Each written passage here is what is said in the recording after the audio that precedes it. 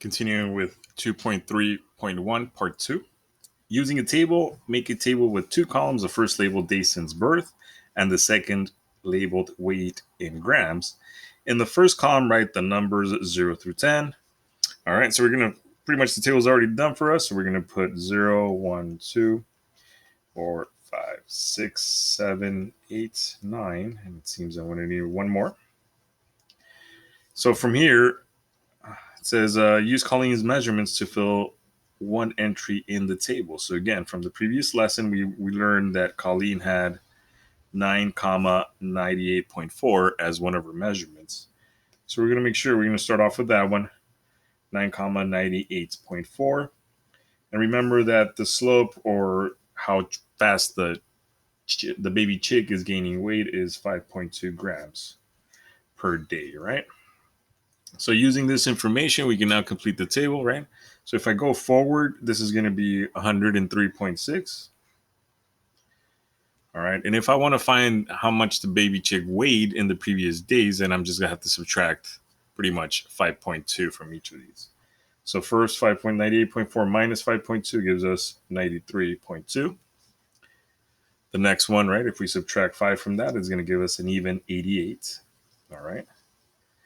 If we subtract 5 from that one, we're going to get 82.8.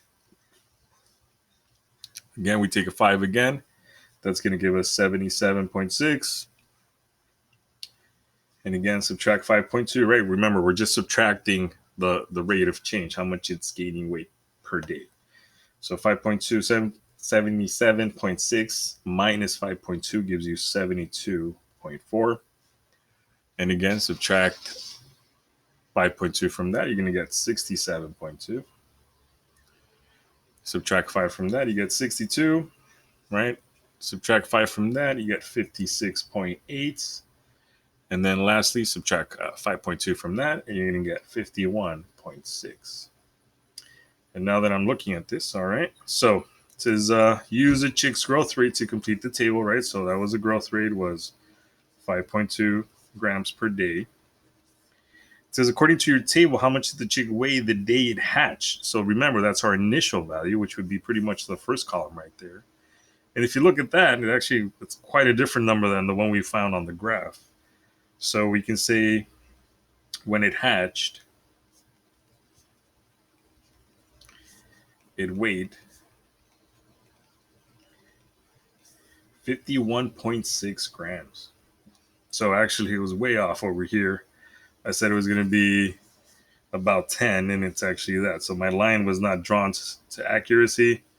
And even if I try to be accurate here, so that's why it's important to try to figure these out. Actually, the line 51 would be over here, so the line should look more something like this, right?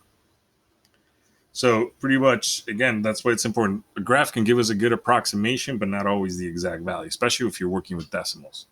So here, all right, it says, when will the chick weigh 140 grams?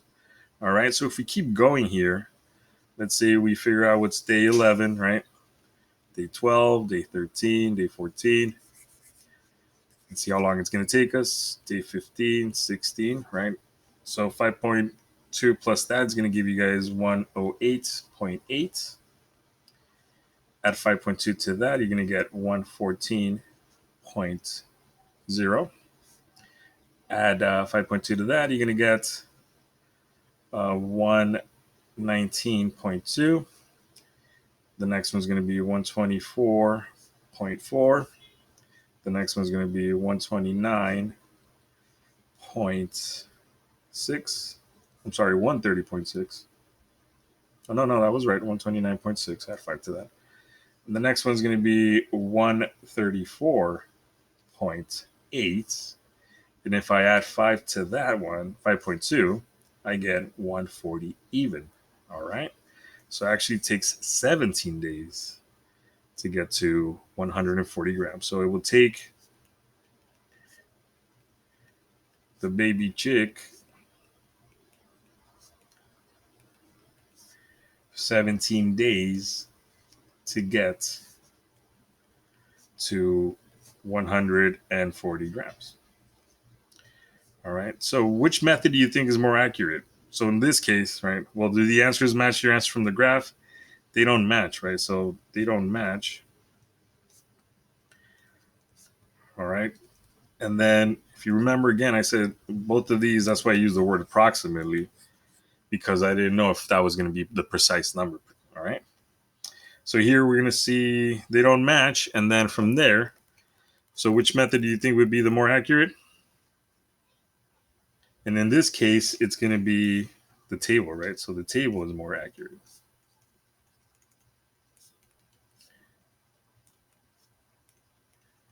All right. And then the next question, writing an equation without a table or graph. Now you explore another way Colleen can find the weight of her chick when it hatched without using a table or graph. So since Colleen is assuming that the chick grows at a constant rate, right? That rate is 5.2 grams per day. It says the equation for the weight of the chick a certain number of days after it hatched will be in the form y equals mx plus b. Without graphing, what do m and b represent? And again, m represents our, in this case, how much the baby chick gains per day, right? So how many grams the baby chick gains per day. All right. And then from there, it says, so B represents, in this case, B represents how much it weighed at birth, right? So how much it weighed when it hatched.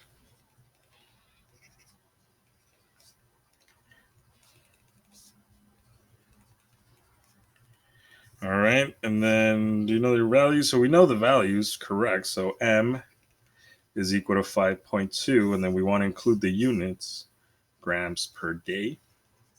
And then B would be just pretty much 51.6 grams.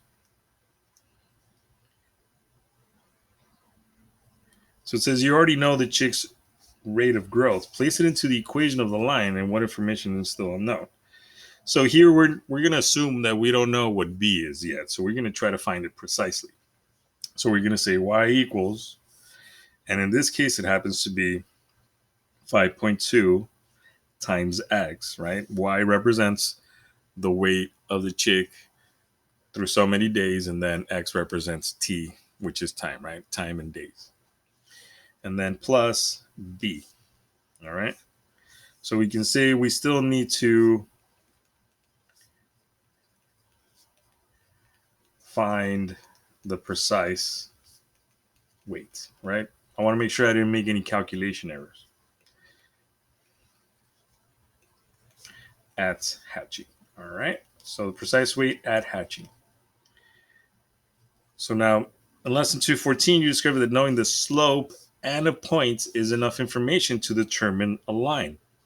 Therefore, using the points 9, 98.4 should help you determine the y-intercept. How can you use this point in your equation? Discuss this with your team, or in this case, with yourself, right? So here, pretty much. So how can we use this information to find b? So if you guys notice on the equation, we have three right now. We have three different variables, right? So since we have three different variables and we need to solve for one, then that means we have to find values for the other two.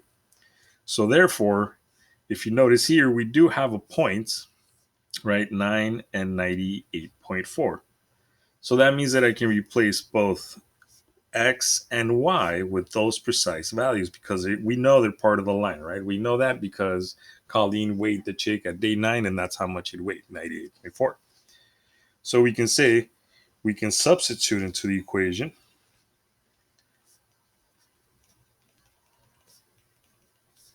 the point that is given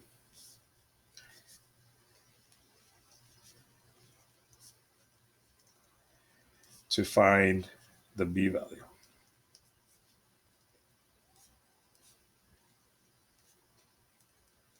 Or remember, it's always the initial value, right? So now we want to solve for b. Again, write the equation of the line that represents the weight of the chick. So we're going to do that. So we're going to say y equals 5.2 times x and then plus b.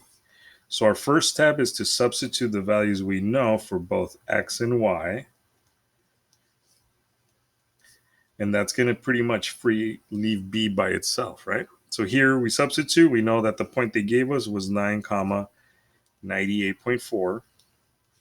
And then remember, the first one is x, second one is y. So we're going to substitute 9 here, and then y gets replaced with 98.4. All right, and then we start doing the math, distributive property here. So now you're solving pretty much what they call a two-step equation, right? So 5.2 times 9, that would be 46.8, so 98.4. Continue this way, equals 46.8 plus b. All right, and then from there, let me verify it.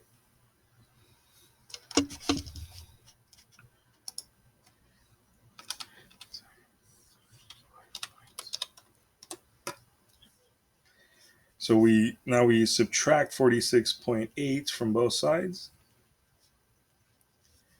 And that pretty much should leave us with this.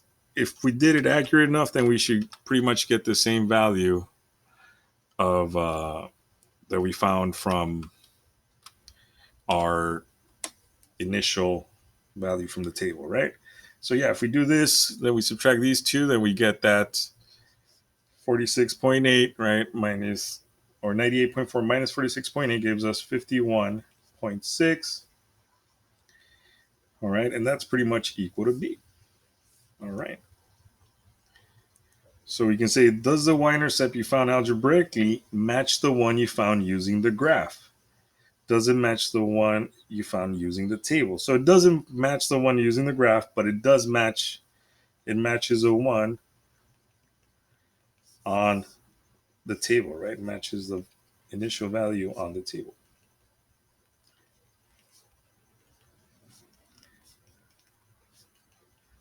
All right. And then it says, how accurate do you think your algebraic answer is? So since I'm pretty sure I didn't make any arithmetic mistakes, right? I didn't subtract wrong or multiply wrong. I made sure that I double checked that. So it is pretty accurate, right? So it is the most accurate answer we can find.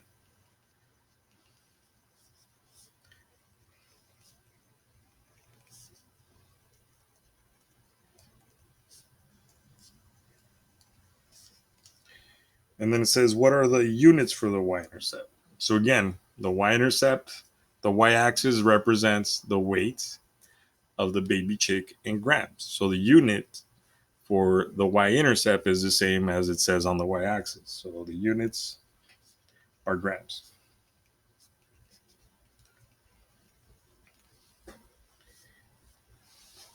And then again, the last question, it says use your equation to determine when Colleen's chick weighed 140 grams.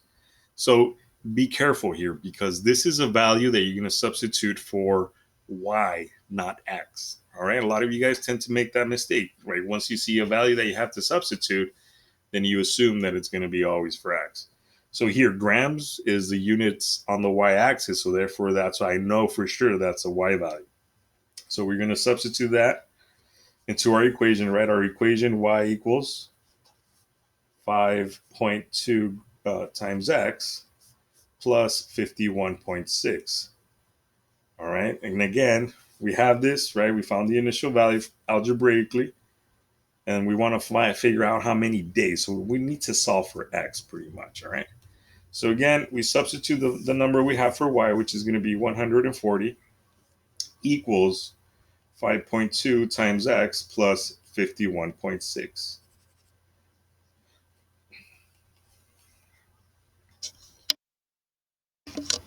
Now, here, whenever you want to solve for a variable, the first thing you always want to do is get anything that's either adding or subtracting away from the variable. So when you're solving, you do order of operations, but backwards. So we do PEMDAS. All right. So we're working backwards. So whatever we're adding or subtracting, we're going to get rid of first. In this case, we have plus 51.6. And if this helps for some of you guys, you can always draw a line here to distinguish the left side and the right side of the equation. So this is the left and this is the right side. Okay. So from here, we subtract 51.6 from both sides. That leaves us with 140 minus 51.6. So that's going to be pretty much 88.4. All right. And then we still have 5.2x on the other side. All right. 5.2x. Now remember, these two are multiplying, right? Whenever you see a number, right, a number and a variable together, they're multiplying. So here, the opposite of multiplying in this case is going to be dividing. So divide both sides by 5.2, right? And if you do that, you end up with x equals 17. So that means that it took, again, 17 days. It took the baby chick 17 days to get to 140 grams.